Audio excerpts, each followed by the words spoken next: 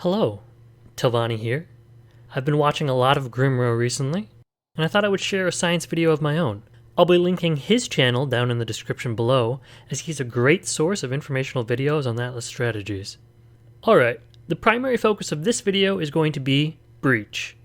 This video is also a bit of a follow-up to my previous video on how to drop 100 Chayula splinters every map. However, the strategy I'm going to be using in this video is a fair bit different than last time, and I will be going into deep detail over the cost and profits of this strategy. That way you guys can have a good idea of how much you can expect to make with each individual piece of this strategy. So let's go ahead and start breaking this down.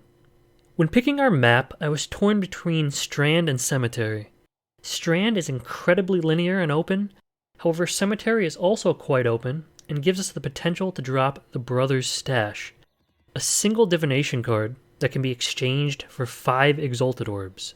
Ultimately, I decided to go with Cemetery over Strand, as I have already run quite a few Strand maps this league doing Delirium Mirrors, and the possibility at a 5x raw drop sounded quite appealing. So we've got 50 Cemetery maps, we've gone ahead and chiseled them, elked them, and volled them, and I haven't worried too much about the rolls, as my build can handle pretty much any modifiers. For this strategy, we are going to be making the most of the new Sextants, as well as utilizing all of our Scarab slots.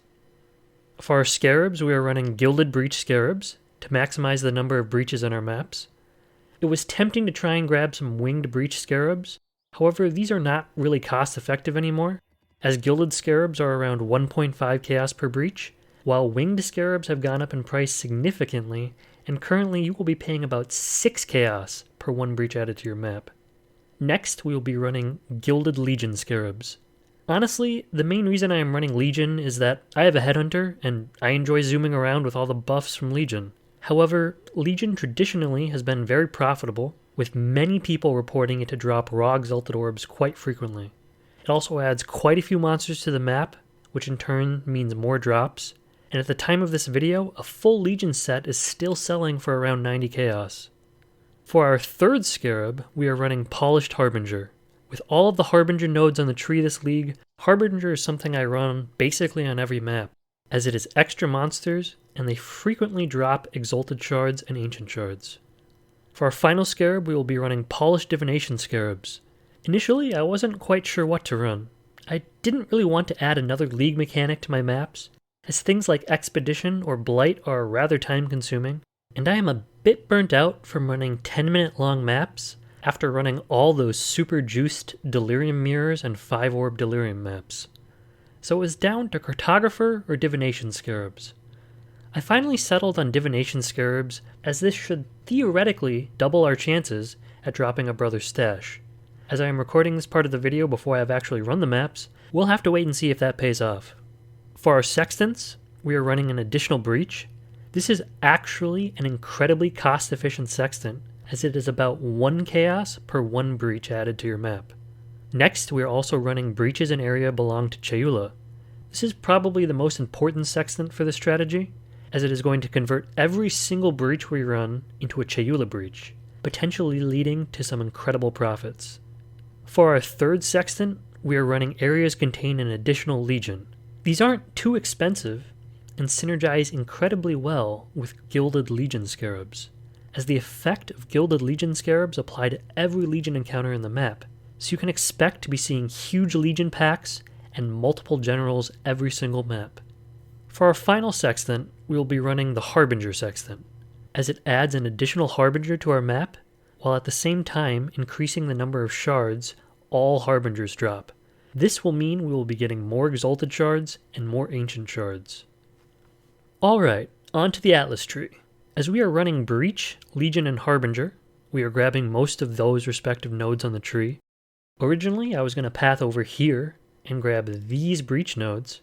However, we don't really need this notable, as we are running Breach Scarabs and Sextants. And I have found the new Breach Lord, Zeshtula, which is basically an amalgam of all the Breach Lords, rather lackluster. It is only a 2% chance to spawn, and when it does spawn, it rarely drops anything. And when it does drop something, it's usually only a 7 Chaos Breachstone, so overall, not very good. A Apart from our Breach, Legion, and Harbinger nodes, I'm also grabbing Searing Exarch and Beyond. Beyond is just free extra monsters, and I am expecting Searing Exarch monsters to drop a fair amount of currency. For example, at the time of this video, Lesser Exarch Ichors are going for about 1 chaos each, while Lesser Eater of World Ichors are going for about 4 per 1 chaos, as most players grab Eater of World nodes over here. Finally, I am also grabbing these nodes here, here, here, and here. These will hopefully increase the number of Guardian maps we receive.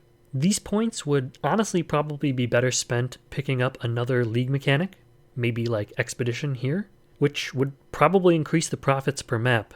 However, as I've already said, I am tired of running 10-minute maps packed with 5+ League mechanics, and these boss nodes will passively add value to our maps without really increasing time spent in them dealing with League mechanics.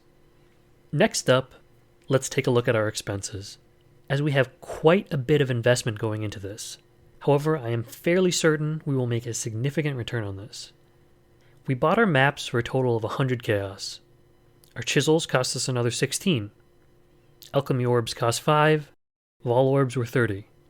We paid about 9 chaos per Chayula Sextant charge, only 1 chaos per Breach Sextant charge, a little under 3 C per Legion charge, and finally about 4.5 C per Harbinger charge.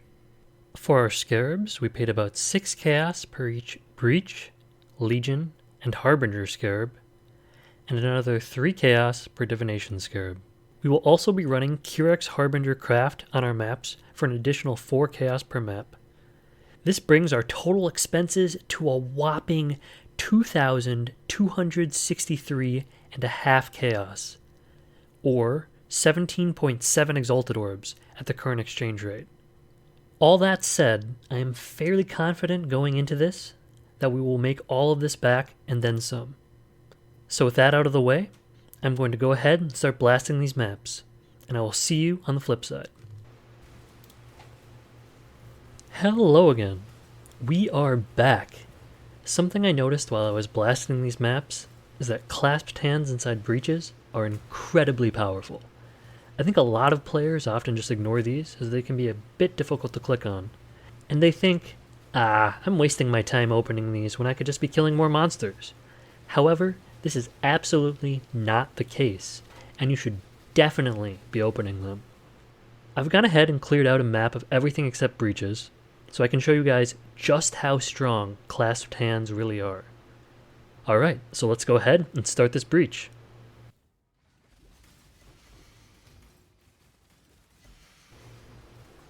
There's 3. There's another 3.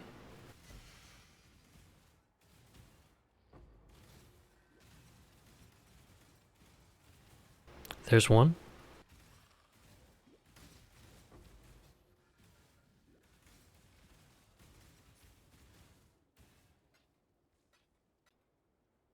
As you can see here, we got 10 Chayula splinters. And you can go back and rewatch the video if you need to, but 7 of those splinters dropped from clasped hands exclusively. So if you want to make the most of your breach investment, you'll want to become a master at clicking these things. Alright, so I've finally finished blasting these maps, and my goodness did that take a while. I know at the beginning of this video I said I didn't want to do 10-minute maps. Well, turns out running 4 to 5 breaches, 2 to 3 legions, and 5 to 6 harbingers every single map is quite time consuming. But as we'll go over here shortly, it was well worth it. Our overall expenses ended up being around 17.5 exalts, which is quite a hefty investment. However, our total revenue from this endeavor was a fat 67 exalts, which is nearly a 4 times return on our initial investment. Alright, so let's take a look at how we calculated some of this. I tried to be fairly conservative for the most part, as I wanted to be realistic with what the average player would drop running this strategy, as well as only including things that you could basically instantly sell. Here you can see we have all of our Chayula Breachstones. We ended up with 34.5 regular stones, and 1 pure one. 2 regular stones dropped from Chayula bosses that spawned in our breaches, and the pure stone did as well. We had on average 1 Chayula boss per map, so that math adds up fairly well, even if we were a little unlucky, as the drop rate of breachstones from bosses is 8%.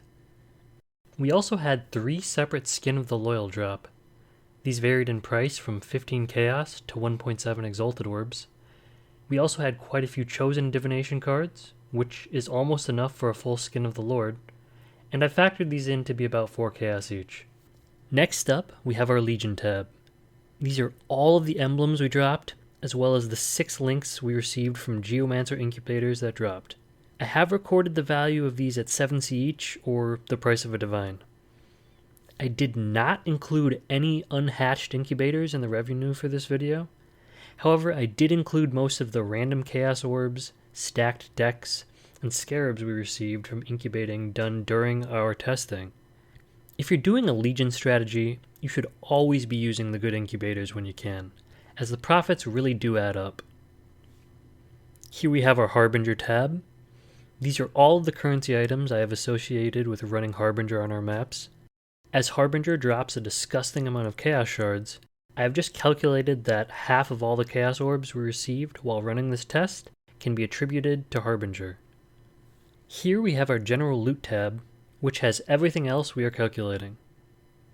I've gone ahead and converted all of our smaller currencies with the vendor. That would be our Transmutation and Augmentation Orbs up into Alteration Orbs, Chance Orbs to Scouring Orbs, and finally Jewelers into Fusings. This will lower our overall profit by a small amount, but it is way more convenient for ease of sale. One thing to note is that of our 813 fusing orbs we made during this test, 417 fusings came from Jeweler Orb trade-ins alone, and most of those came from 6 socket vendor recipes. So 6 sockets are definitely worth picking up, as over half of the fusing orbs we received during this test came from 6 socket turn-ins. During this test, we dropped 3 raw Exalted Orbs, which is a little higher than average, although considering how many monsters we have packed into each map, it's not too far off. 1 dropped from Legion, proving once again that Legion is a powerhouse for currency drops. 1 Exalt came from mobs in our map, and 1 Exalted Orb came from our incubators actually, so make sure you are applying those incubators. However, for the sake of fairness, I've gone ahead and removed 1 of these 3 Exalted Orbs from our total profit calculations, as you can see here. I should also mention that we did drop 2 Brothers Stash Divination cards. However, you can probably expect to drop 1 Brothers Stash every 50 maps when you're adding as many monsters to your map as we are in this test. Then add in the fact that we are running polished Divination Scarabs. This means we should be seeing twice as many Divination cards of all tiers, so the 2 Brothers Stash in this video is pretty fair, I would say. But if you wanted to be a little bit more conservative, you could always exclude one of them. Finally, we have our Excluded Loot tab, and as you can see, it is almost as full as our General Loot tab is. We are excluding all of the random map drops that are not our favorited map. We are also excluding every single random unique map that dropped during this test. We are not counting most of the random trash divination cards, fossils, heist contracts, lower tier currencies, and random fragments. And this might be a surprising one, but we are also excluding essences as well. Since we are not taking any essence nodes on the Atlas skill tree, we don't really have enough to sell in meaningful bulk, and no one really wants to sell 1 essence at a time. We also had a Tornado Shot fires an additional secondary projectile helm worth 5 to 6x drop, but since the typical player won't be seeing that, I've decided to exclude it as well. Now that we have talked about what is and isn't included in our calculations, let's take a look at some breakdowns by league mechanic. First up, we have Breach. This is the main mechanic that we were interested in. We spent a grand total of 800 Chaos on 2 different Sextants, as well as the Gilded Scarabs. And between the Breachstones and the Chayula Uniques, we had over 2,000 chaos in drops from Breach alone, netting us a profit of over 1,300 chaos, or 26 chaos per map. I would say this Breach strategy was an overwhelming success, even considering Chayula Breachstones are at some of the lowest prices in over a year. Next, we have Legion. We saw significantly less investment here, only totaling 438 chaos in expenses. However, the pure profit is over double what we had paid at 885 chaos in profit, or an expected 18 chaos per map. Legion is definitely a winner, and honestly, it's just fun to run Legion with a Headhunter-inspired learnings. One big tip I can give you is never sell your emblems individually if you can avoid it, as individually, the price of a set may be 10 to 20C less than when you sell the set as a bundle, and players will pay a big premium for a full set of 5 emblems. Thirdly, we were running Harbinger, and I can definitely say this one was worth running as well. Although the profit per map is starting to drop a little bit when compared to Breach and Legion, as the investment was around the same as running Breach was, but the profit was less than Legion. However, the nice thing about Harbingers this league is that with the new Atlas passives, it is one of the quicker mechanics to deal with. Next, we were running Divination Scarabs, and the jury is still sort of out on this one. However, polished Divination Scarabs on paper will give you twice as many Brothers Stash cards while running Cemetery, and this is something passive. It doesn't add any extra time to your maps or add any monsters for you to kill, so it is definitely a winner in my book. Although, had I received a 0 Brothers Stash during this testing, I would probably be singing a rather different tune. Ultimately, however, at 3 chaos per Divination Scarab, I think this is a worthy addition to a Cemetery Atlas strategy, so long as you are juicing the number of mobs in your map already. Finally, something I wanted to mention was that the bossing nodes we grabbed are ridiculously cost ineffective. As you can see here, we had 300 chaos worth of boss map drops, and literally 200 of that was from Searing Exarch invitations, which are rather static. We can generally assume that the boss nodes doubled the number of boss maps we received. However, since our variable profit from boss maps was 100 chaos, we can assume that 50 chaos of that was added by the 26 passives we spent on trying to get boss maps. That works out to be about 1 chaos added profit per map. And on top of that, we didn't actually see any Elder Slayer or synthesized maps during this test, so those nodes were basically worthless. As I predicted at the beginning of this video, you would probably be better off grabbing another league mechanic, or maybe even just going around the center and picking up as much quantity as you can get. So to sum things up for you guys, Breach is absolutely still worth running. Legion and Harbinger are very strong as well. Divination is probably good when juicing maps like Cemetery, Tower, or Burial Chambers.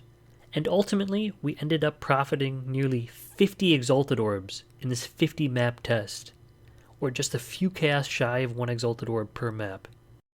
If you liked this video, please hit that thumbs up, as this took an inordinate amount of time to prepare for, test out the strategy, and edit the video. If you want more content like this, please let me know down in the comments below, and do be sure to check out Grimro if you haven't done so already, as he is a master at coming up with Atlas strategies similar to the one I shared with you today. Thank you guys for watching, good luck with your league, and I'll see you in the next one.